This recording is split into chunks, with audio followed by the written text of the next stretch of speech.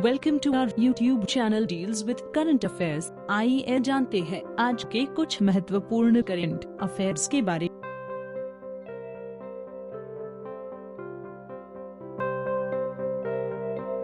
आज का पहला प्रश्न है प्रश्न संख्या 1। वर्तमान में कौन से देश ने अपना पहला मंगल मिशन होप लॉन्च किया है?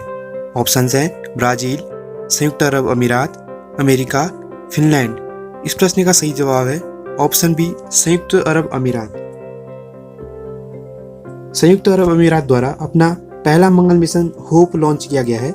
इस मिशन की मदद से यूएई का लक्ष्य पहली बार दैनिक और बदलते मौसमी हालातों का अध्ययन करते हुए मॉरिटियन वातावरण की पूरी जानकारी उपलब्ध कराना है। जापान के तनेगाशिमा अंतरिक्ष केंद्र से 1:58 पर लाल ग्रह के लिए लॉन्च किए गए मानव रहित होप मंगल मिशन के 7 महीनों की यात्रा के बाद फरवरी 2021 तक मंगल की कक्षा में प्रवेश करने की उम्मीद है, जो 7 अमीरात के गठबंधन यानी यूएई के एकीकरण की 50वीं वर्षगांठ भी है। अगला प्रश्न है प्रश्न संख्या 2। वर्तमान में किस मंत्रालय ने पीएम स्वनिधि योजना की शुरुआत की है? ऑप्शंस हैं वित्त मंत्रालय, रक्षा मंत्रालय, आवास और शहरी मामलों के मंत्रालय, कॉरपोरेट मामलों के मंत्रालय। इस प्रश्न का सही जवाब है ऑप्शन सी, आवास और शहरी मामलों के मंत्रालय। हाल ही में स्ट्रीट वेंडर्स को ऋण प्रदान करने के लिए पीएम स्वनिधि ऐप लॉन्च की गई। इसका उद्देश्य छोटे दुकानदारों को ऋण के लिए आवेदन करने में सहूलियत प्रदान करना है। इस मोबाइल ऐप से स्ट्रीट वेंडरों तक कागज रहित माइक्रो क्रेडिट सुविधाओं की डिजिटल पहुंचाना है और योजना की कार्यान्वयन रणनीति को भी गति मिलेगी। इस ऐप को गूगल प्ले स्टोर से निःशुल्क डाउनलोड किया जा सकता है। अगला प्रश्न है प्रश्न संख्या 3। राष्ट्रीय कृषि एवं ग्रामीण विकास बैंक यानी नाबार्ड ने अम्फान चक्रवाती तूफान से क्षतिपूर्ति करने हेतु पश्चिम बंगाल को कितनी राशि देने की घोषणा की है? ऑप्शंस हैं 500 करोड़, 650 करोड़, 795 करोड़, 900 करोड़। इस प्रश्न का सही जवाब है ऑप्शन सी, 795 करोड़। राष्ट्रीय कृषि एवं ग्रामीण विकास बैंक यानी नाबार्ड ने अम्फान चक्रवाती तूफान से क्षतिग्रस्त बुनियादी ढांचे को फिर से खड़ा करने के लिए पश्चिम बंगाल को 795 करोड़ रुपए मंजूर किए हैं। अम्फान चक्रवाती तूफान पश्चिम बंगाल के तट से 20 मई को टकराया था, जिससे वहां जान माल की काफी हानि हुई थी। पश्चिम बंगाल सरकार ने क्षतिग्रस्त तटबंधों के मरम्मत कार्य के लिए ग्रामीण अवसंरचना विकास कोष के तहत 1028 करोड़ रुपए की मांग की थी। अगला प्रश्न है प्रश्न संख्या 4। अंतर्राष्ट्रीय शतरंज दिवस कब मनाया जाता है? ऑप्शन है 15 जुलाई, 16 जुलाई, 20 जुलाई या फिर 25 जून। इस प्रश्न का सही जवाब है ऑप्शन सी, 20 जुलाई। अंतर्राष्ट्रीय शतरंज दिवस प्रतिवर्ष 20 जुलाई को मनाया जाता है। 20 जुलाई 1924 में अंतर्राष्ट्रीय शतरंज संघ यानी FIDE की स्थापना की गई थी। 20 जुलाई को अंतर्राष्ट्रीय शतरंज दिवस के रूप में मनाने का सुझाव यूनेस्को द्वारा दिया गया था।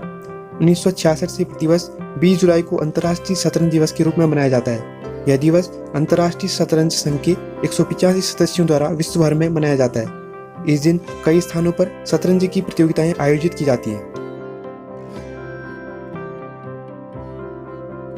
अगला प्रश्न है प्रश्न संख्या 5।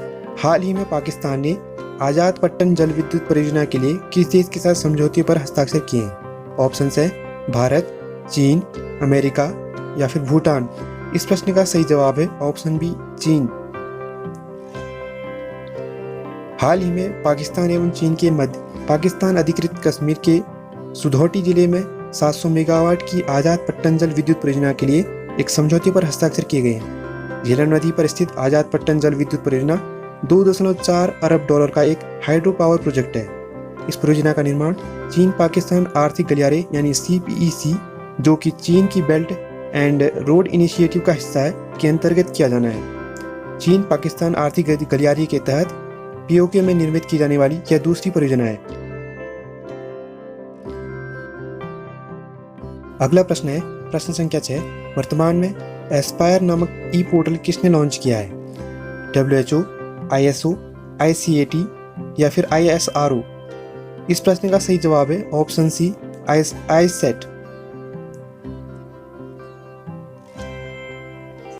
International set for automotive technology द्वारा automobile solutions portal for industry, research and education यानी एस्पायर नामक एक ई पोर्टल लॉन्च किया गया है, यह पोर्टल जानकारी और विशेषज्ञता के आदान प्रदान मदद से भारतीय मोटर वाहन उद्योग की तकनीकी क्षमता में सुधार लाने और उन्हें आत्मनिर्भर बनाने और देश के समग्र सामाजिक आर्थिक प्रगति सहित ऑटोमोबाइल क्षेत्र के विकास को सक्षम करने के लिए लॉन्च किया गया है। यह पोर्टल भारत सरकार के भारी उद्योग विभाग यानी DHI द्वारा विभिन्न क्षेत्रों के लिए देश में नवाचार, R&D और उत्पाद विकास को बढ़ावा देने के लिए एक मिशन के रूप में शुरू किया गया है। अगला प्रश्न है प्रश्न संख्या 7। हाल ही में ग्राहकों के लिए ई होम लोन सर्विस किसने लॉन्च करी है? ऑप्शंस हैं HDFC bank, yes bank, Bajaj housing finance limited या फिर रिलायंस लिमिटेड। इस प्रश्न का सही जवाब है Bajaj housing finance limited. Bajaj finance limited की पूर्ण स्वामित्व वाली सहायक company Bajaj housing finance limited यानी BHFL ने हाल ही में ग्राहकों के लिए ई होम लॉन्च किया है। ई होम लोन को उधारकर्ताओं की बंधक जरूरतों को पूरा करने के लिए डिजाइन किया गया है। दोनों नए होम लोन आवश्यकताओं के साथ साथ मौजूदा होम लोन के हस्तांतरण के लिए ग्राहकों को व्यक्तिगत विवरण के साथ ऑनलाइन ऋण आवेदन पत्र भरना होगा। अगला प्रश्न है प्रश्न संख्या 8। वर्तमान में विवाद निपटान और अपीलीय न्यायाधिकरण यानी TDSAT के अध्यक्ष कौन है? ऑप्शन है मनोहर पंत, हर्षित चौधरी, शिव कीर्ति सिंह, नीतीश कुमार। इस प्रश्न का सही जवाब है ऑप्शन सी शिव कीर्ति सिंह। भारत के सर्वोच्च न्यायालय ने दूरसंचार विवाद निपटान और अपीलीय न्यायाधिकरण यानी TDSAT के चेयरपर्सन और सदस्यों का कार्यकाल 3 महीने तक बढ़ा दिया है। TDSAT के चेयरमैन सुप्रीम कोर्ट के पूर्व जज जस्टिस शिव कीर्ति सिंह हैं। उनका कार्यकाल इस साल 20 जुलाई को समाप्त होना था और न्यायाधिकरण के अन्य सदस्यों का कार्यकाल पहले ही समाप्त हो चुका है। TDSAT ने हाल ही में ट्राई के आदेश पर रोक लगाई है जिससे वोडाफोन आइडिया के premium tariff plan red x को अवरुद्ध किया था। अगला प्रश्न है प्रश्न संख्या 9। हाल ही में किस राज्य सरकार ने हल्दी अनुसंधान संस्थान की स्थापना करने की घोषणा की है? ऑप्शन हैं बिहार, महाराष्ट्र, तमिलनाडु, उत्तर प्रदेश। इस प्रश्न का सही जवाब है ऑप्शन सी तमिलनाडु। तमिलनाडु सरकार ने उत्पादन बढ़ाने और उत्पादकों को अपनी आय बढ़ाने में मदद करने के लिए जिले के मोदकुरिची में एक हल्दी अनुसंधान संस्थान स्थापित करने का प्रस्ताव दिया है। संस्थान की स्थापना 30 करोड़ रुपए की लागत से की जाएगी। वर्तमान में इरोड, कोडुमुडी, मोदकुरिची, भवानी, अंधियूर और गोबीचेट्टीपालायम क्षेत्रों में 13,955 एकड़ में हल्दी की खेती की जाती है। आज का अंतिम प्रश्न है प्रश्न संख्या 10। हाल ही में किस राज्य ने कोविड-19 ड्यूटी के दौरान मरने वाले आशा और आंगनवाड़ी कार्यकर्ताओं के परिजनों के लिए मासिक पेंशन की घोषणा की है? ऑप्शंस हैं बिहार, उड़ीसा, आंध्र प्रदेश, तमिलनाडु। इस प्रश्न का सही जवाब है ऑप्शन बी उड़ीसा। उड़ीसा सरकार ने कोविड-19 ड्यूटी के दौरान मरने वाले आशा और आंगनवाड़ी कार्यकर्ताओं के परिजनों के लिए मासिक पेंशन की घोषणा की है। आशा और आंगनवाड़ी कार्यकर्ताओं के परिवार के सदस्य जिनकी कोविड-19 ड्यूटी करते समय मृत्यु हो सकती है उन्हें सेवानिवृत्ति की आयु तक मासिक पेंशन मिलेगी। मृत आंगनवाड़ी कार्यकर्ताओं के परिवार के सदस्यों को 7,500 रुपये और मृतक आशा कार्यकर्ताओं के परिजनों को 5,000 रुपये मिलेंगे।